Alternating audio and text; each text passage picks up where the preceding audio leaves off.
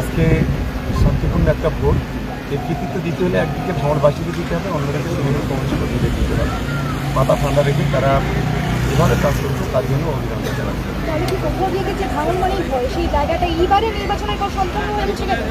নিশ্চিতভাবে আমি মনে করি এটা তো একটা নজির তৈরি করলো ভাঙড়ের ইতিহাসে এই ধরনের নজির।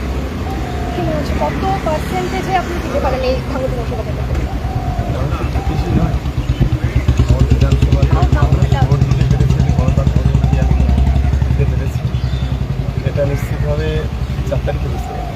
এবং যে সমস্ত ঘটনা আমরা আগের পূর্ব পরিকল্পনা পেয়েছিলাম যে এই ভাঙড় থেকে নাকি আগে ভোট দিতে দেওয়া হতো না, আমাদের বাধ্য সম্মুখীন হতে হতো ভোটারদের, এইবারে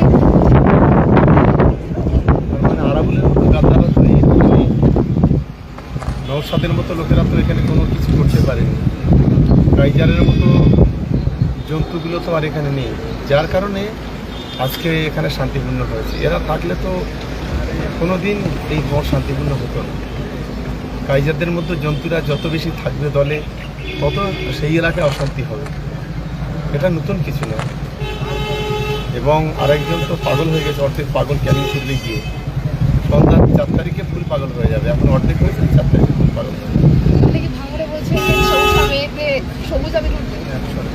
আমার তৃণমূল কংগ্রেস জিতবে, আটকাতে পারবে না, হাজার চেষ্টা করতে হবে। যারা বলে হিন্দু লোকদের ভোটে জিতে তাদেরকে শ্মশান করে দেবো গ্রামের পর গ্রাম, মানুষ তাদেরকে কেন ভোট দেবে? মানুষ তার যোগ্য জবাব, আজকের এই দিনের ভোটারদের যোগ্য জবাব আছে।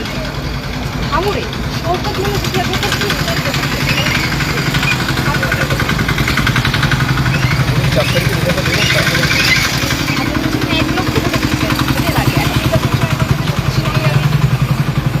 জিত হয়েছে বলতে পারি, জিতবে 4 তারিখে দেখবেন।